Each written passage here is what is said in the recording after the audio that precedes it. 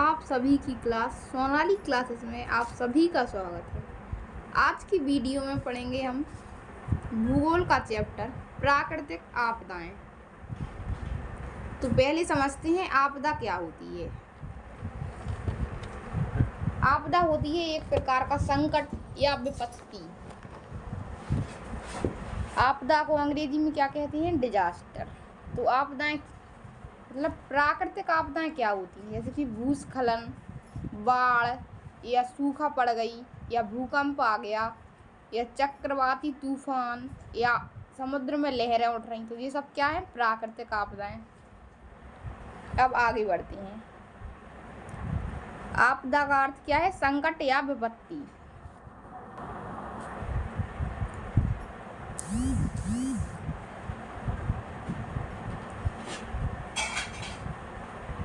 आपदा को क्या कह सकते हैं? अनिष्टकारी तारा। क्या? अनिष्टकारी तारा। वास्तव में आपदा विपदा का वह स्वरूप है। आपदा को विपदा भी कह सकते हैं, मतलब कि आपके ऊपर विपत्ति या संकट, जिसके परिणाम से सामाजिक मतलब कि समाज में ढांचा, सामाजिक ढांचा एवं विद्यमान व्यवस्थाएं, आपके पास जितनी व्यवस्थाएं अभी हैं, व्यवस्थाएं ध्वस्त हो जाएं, मतलब कि सब फैल जाएगा। अगर बाढ़ आ जाएगी या सूखा पड़ जाएगा, तुम्हारे ऊपर विपत्ति आ जाती तो सारा सामान फैल जाता है। अगर सूखा रहती तब भी ऐसा ही कुछ होता है।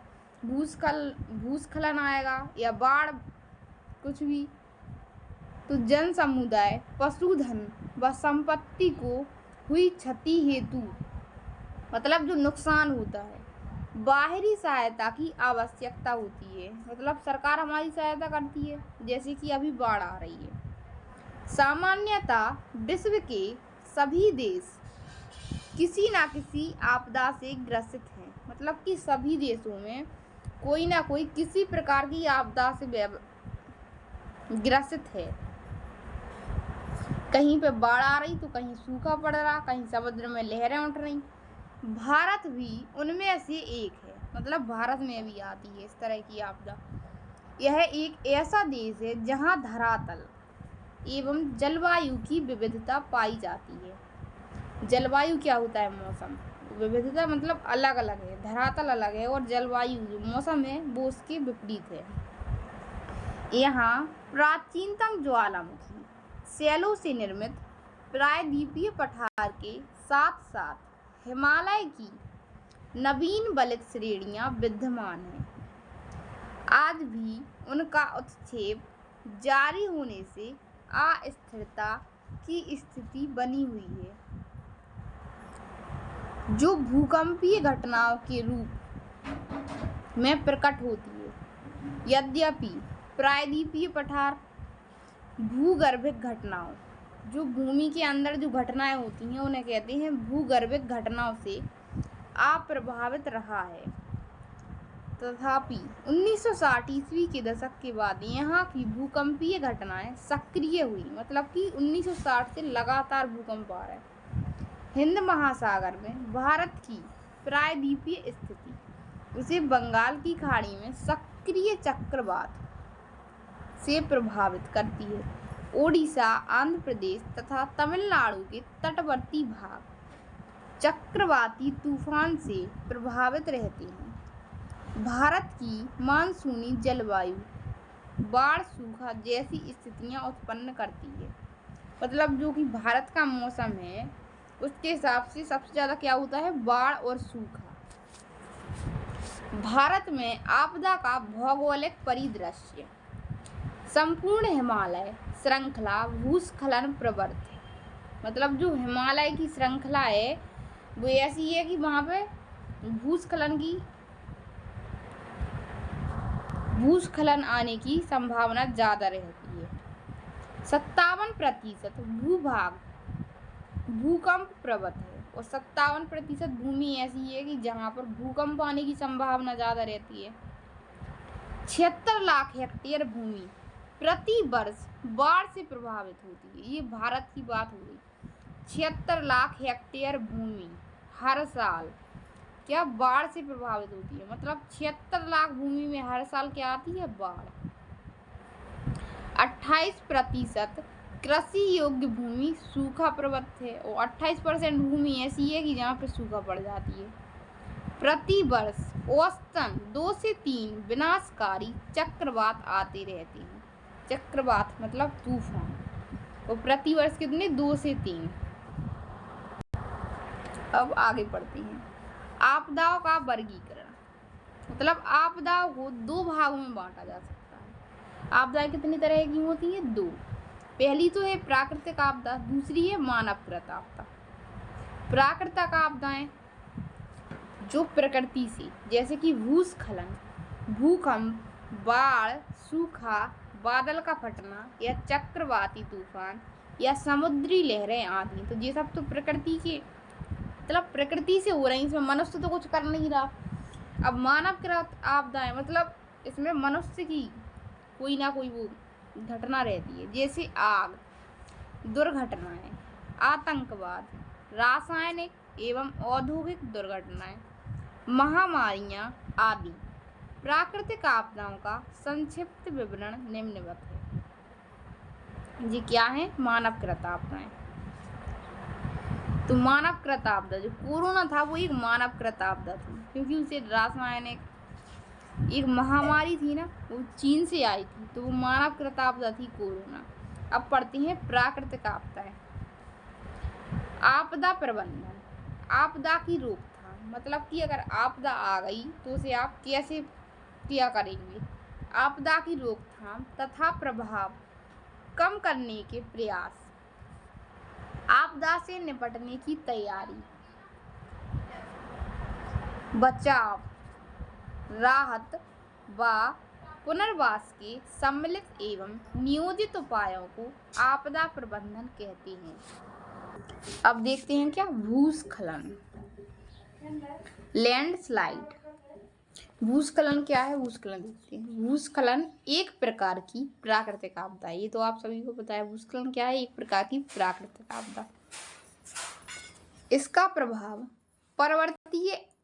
पर्वतीय अंचलों में पड़ता है।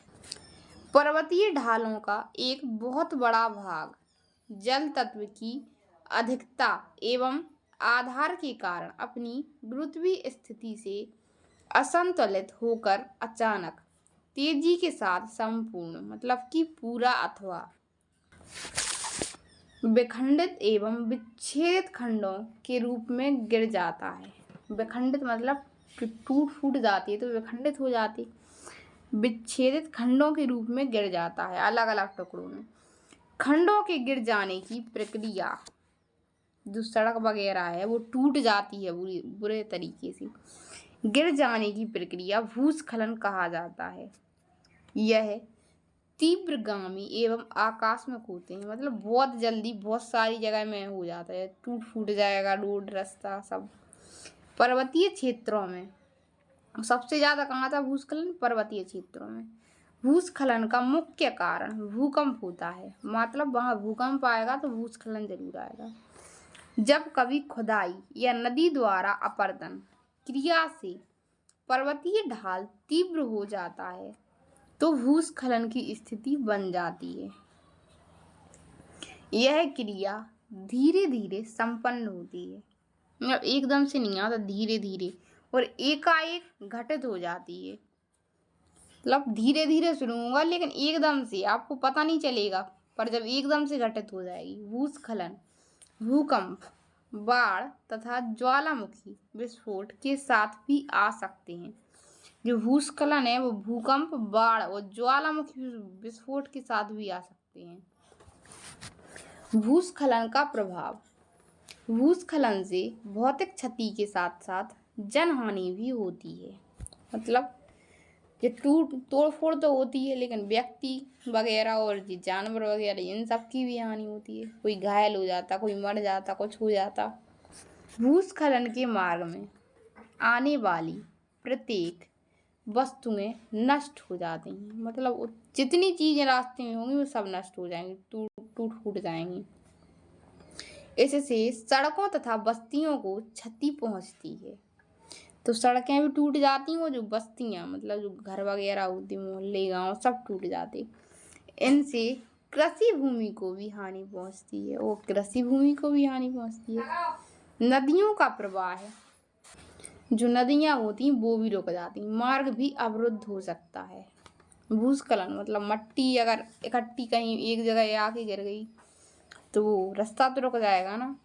मृतकों की संख्या समय और स्थान पर निर्भर करती है। कमजोर नींव वाले भवनों को अधिक खतरा रहता है।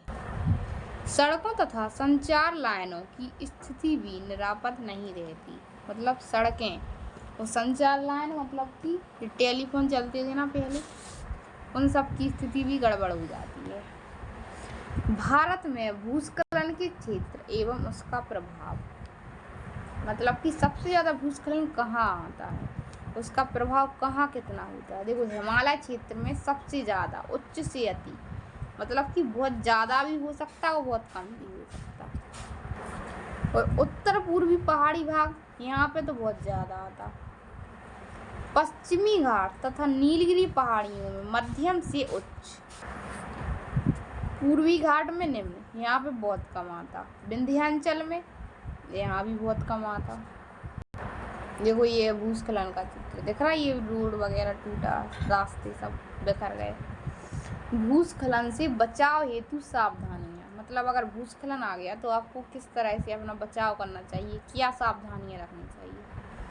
खतरों का मानचित्रीकरण करने से ढलान के फैल होने वाले क्षेत्रों का पता लगाया जा सकता है।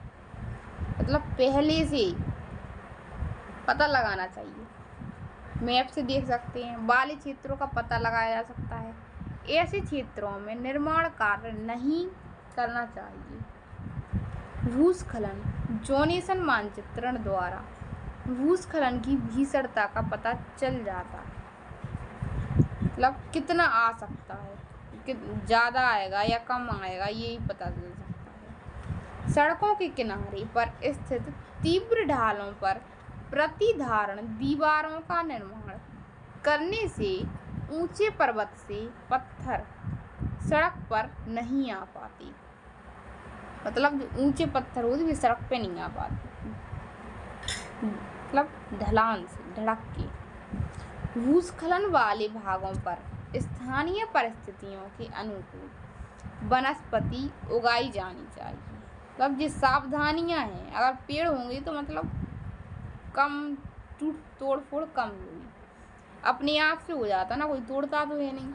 इसके भूस्खलन से बचाव में सहायता मिलती है। वृक्षारोपण अत्यंत प्रभावपूर्ण विद्या है। यह मिट्टी की ऊपरी सतह को निचली सतह के साथ बांध के रखता है।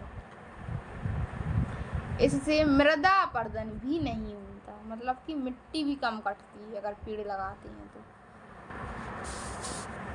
वर्षा के जल तथा चश्मों से जल प्रवाह के कारण होने वाले भूस्खलनों को नियंत्रित करने के लिए स्थानीय जल प्रवाह को नियंत्रण करना चाहिए।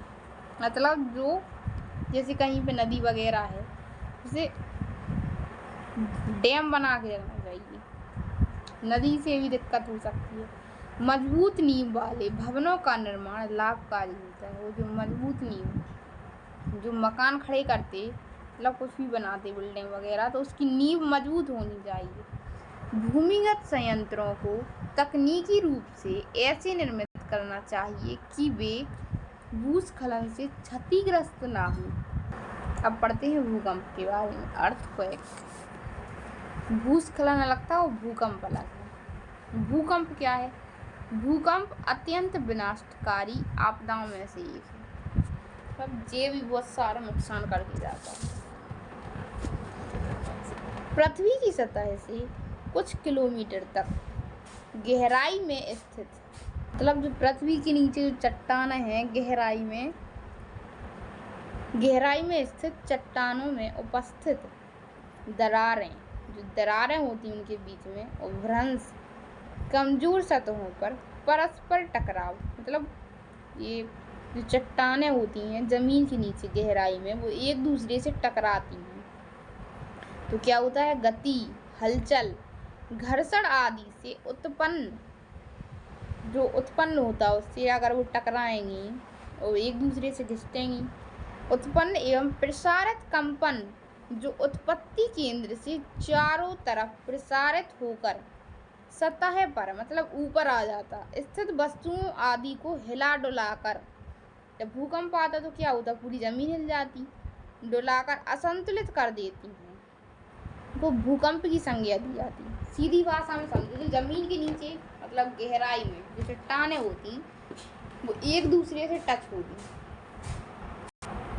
तो उनमें क्या घर्षण होगा, वही घर्षण जो उत्पन्न होता वो ऊपर आ जाता और ऊपर की हर चीज को हिला के रख देता, जमीन को नीचे से ऊपर की जमीन को हिलाएगा तो उसे क्या कहते हैं, भूकंप। ऐसी ही सूक्ष्म तरंगें होती हैं जिन्हें मनुष्य अनुभव नहीं कर पाता, मतलब अगर थोड़ा बहुत होता तो मनुष्य नहीं अनुभव कर पाता, किंतु संवेदनशील प्राणी जैसे कुत्ते, बिल्ली, चमगादड़, पक्षी आदि द्वारा महसूस कर लिया जाता है। इन सभी को बहुत जल्दी पता चल जाता। आधुनिक भूकंपीय यंत्र रिएक्टर स्केल द्वारा ऐसी तरंगें भी रिकॉर्ड की जा सकती हैं, मतलब कि इन्हें रिकॉर्ड किया जा सकता है रिएक्टर स्केल से। है भूकंपीय तरंगों के प्रकार, मतलब किस किस तरह से आ सकते हैं। भूकंपीय तरंगें 4 प्रकार की होती हैं। पहला, प्राथमिक या प्रधान तरंग, ऐसे पहली है ये, इसे बोलते हैं अनुदैर्ध्य तरंग, जिनकी गति तीव्र होती है, जी मतलब बहुत तीव्र गति से आती है। यह भूकंप केंद्र से कई 100 किलोमीटर तक प्रसारित होती है, मतलब जब भूकंप आया है उस जगह के 100 किलोमीटर तक मतलब आसपास के क्षेत्र में भी प्रसारित होती है, मतलब कि फैल जाती है, इतने दूर दूर तक पता चल जाता कि भूकंप आया। इन्हें सर्वप्रथम अनुभव किया जा सकता है, दूर तक भी आपको महसूस होगा क्या, जमीन हिल रही कि भूकंप आया है। और दूसरी क्या होती हैं, द्वितीयक या अनुप्रस्थ कहते हैं इन्हें। अनुप्रस्थ तरंगें प्रकृति के औसत आयाम के कंपन होते हैं, यह अधिक हानि नहीं कर पाती, मतलब ये ज़्यादा दिक्कत नहीं करती, यह ठोस चट्टानों से गुजर सकती हैं। तीसरी होती है धरातलीय तरंगें, यह पृथ्वी की सतह के समांतर प्रभावित होने के कारण सर्वाधिक विनाशकारी होती हैं। कौन सी, धरातलीय तरंगें, ये पृथ्वी की सतह के समांतर होती हैं, मतलब कि सबसे ऊपरी सतह पर सर्वाधिक विनाशकारी होती हैं। यह पृथ्वी की सतह को अगल बगल हिलाती हैं, तो पृथ्वी की अगल बगल की सतह होती है उसे हिलाती हैं। अब पढ़ते हैं क्या, भूकंप का आकलन। भूकंप का आकलन स्केल द्वारा किया जाता है, मतलब कि इसके मापते हैं रिएक्टर स्केल से। रिएक्टर द्वारा 1958 में गुणात्मक आकलन के आधार पर जो स्केल बनाया गया उसे रिएक्टर स्केल कहा जाता है। जिससे भूकंप नापते उसे क्या कहते हैं, रिएक्टर स्केल। आजकल यही प्रचलित है, इसी से नापा जाता, मतलब यही चल रहा है इसके लिए। इसमें तीव्रताओं के अनुसार 1 से लेके 22 तक का स्केल वर्णित होता है, मतलब जो स्केल होती है उसमें 1 से लेके 22 तक के अंक होते हैं। स्केल 1 से स्केल 2 में परमाणु की शक्ति का अंतर 32 गुना होता है। कितना, 32 गुना। भूकंप आने के पूर्व लक्षण, मतलब भूकंप आने के पहले आपको कैसा महसूस होगा, पूर्व लक्षण क्या क्या होता है। भूकंप का पूर्वानुमान एवं भविष्यवाणी करना असंभव नहीं तो कठिन अवश्य है, किंतु कुछ अप्रत्याशित एवं असामान्यता प्राकृतिक जैविक व्यवहार एवं घटनाओं के द्वारा कुछ लक्षण अवश्य प्रतीत होने लगते हैं, जिनका उल्लेख निम्नलिखित ढंग से किया गया है, मतलब आगे बताया गया है। भूकंप से पूर्व पृथ्वी की रेडियोधर्मिता में हुई वृद्धि एवं असामान्य गैसों से निकलने से वातावरण में कुछ परिवर्तन होता है। इससे विपदा की आशंका की जा सकती है, मतलब पता लगाया जा सकता है कि कोई विपदा आने वाली है। जलीय स्रोतों तथा कुओं का जल गंदला होने लगता है, मतलब कि गंदा हो जाता है। कुछ संवेदनशील प्राणियों जैसे कुत्ता, बिल्ली, चमगादड़ तथा पक्षी अचानक उत्प्रेरित हो जाते हैं, मतलब कि वो हलचल करने लगते हैं एवं अप्रत्याशित व्यवहार करने लगते हैं, कुछ अलग व्यवहार करने लगते हैं। भूकंप आने के पूर्व प्रारंभिक अवस्था में भवन के दरवाजे तथा खिड़कियां धीरे धीरे खटखटाने लगती हैं, मतलब कि आपस में ये हवा वगैरह आती तो ऐसे भूकंप आता तो वो हिलने लगती हैं। बर्तन, चारपाई, मेज, फूलदान आदि में कंपन होने लगता है। आपकी मतलब अगर जमीन हिलेगी ऊपर अंदर से जो सारा सामान हिलेगा। मंदिरों तथा गिरजाघरों की घंटियां बजने लगती हैं। आपदा से पूर्व सावधानी, मतलब आपदा आने के पहले सावधानियां क्या क्या बरतनी चाहिए। चेतावनी जारी होते ही, मतलब अगर कोई माइक से जो ऐलान होता है पहले से वो कर देते। चेतावनी जारी होते ही भवन को छोड़कर मैदान में आ जाएं, मतलब आपको पता चल गया, ऐलान हो गया तो आपको भवन को छोड़ के, मतलब जो आपका घर है उसे छोड़ के मैदान में पहुंच जाए, घर में ना रहे। जोखिम से बचने के लिए विशेषज्ञों की परामर्श लें। और क्या करें, विशेषज्ञों की परामर्श लें। ऊपर लटकती हुई वस्तुएं हटा दें, मतलब जो सामान ऊपर है जितना भी लटक रहा है, पंखा वगैरह, तो इन्हें हटा दें। कमजोर दीवारों को सहारा दें, वे जो दीवारें कमजोर हैं उन्हें सहारा दें। दीवारों, पेड़ों तथा खंभों के पास खड़े ना रहें, इन सब के बगल में खड़ा नहीं होना। दीवार के, पेड़ों के, खंभों के, इनसे दूरी बना कर रखें। वो अगर आपदा आ गई तो आपको सावधानियां क्या क्या बरतनी है। डरने के बजाय शांति से काम लेना है। हाँ, डरना नहीं है सबसे पहली बात।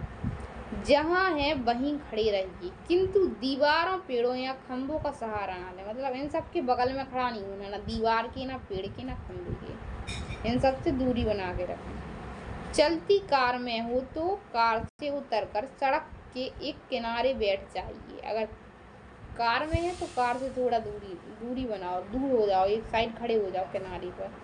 पुल या सुरंग पार ना करें, उस समय पुल या सुरंग तो बिल्कुल पार ना करें, पुल टूटने का भी डर रहता और सुरंग भी। बिजली बंद कर दें, गैस पाइप बंद कर दें, सिलेंडर को सील कर दें। हाँ, और जो आपके घर में सिलेंडर है उसे भी सील कर दें। और आपदा आ गई तो उसके बाद क्या करें, गैस सिलेंडर को बंद रखें, आग ना जलाएं। परिवार के बच्चों तथा उन सदस्यों का विशेष ध्यान रखें जो वृद्ध हैं या अशक्त हैं, मतलब कि छोटे हैं। रेडियो या टीवी बंद ना करें, क्योंकि आपको न्यूज़ मिलती रहेगी। आपातकालीन घोषणाएं सुनती रहें कि कहाँ पर क्या हो रहा। क्षतिग्रस्त ढांचों से दूर रहें, मतलब कि जो टूटे फूटे हैं ना, उन सब से दूर रहें। मकान, कोई घर, कुछ भी। बाद में आने वाले झटकों से सचेत रहें, और बाद में कोई झटके भी आ सकते। भारत में आए बड़े भूकंपों की सूची, मतलब भारत में अभी तक कितने बड़े बड़े भूकंप आए। सबसे पहले आया था 1905 में, कहाँ पे आया था, कांगड़ा, हिमाचल प्रदेश में। इसका परिमाण मतलब कि 8.0 यदि रिक्टर स्केल से मापा हुआ है। और मानव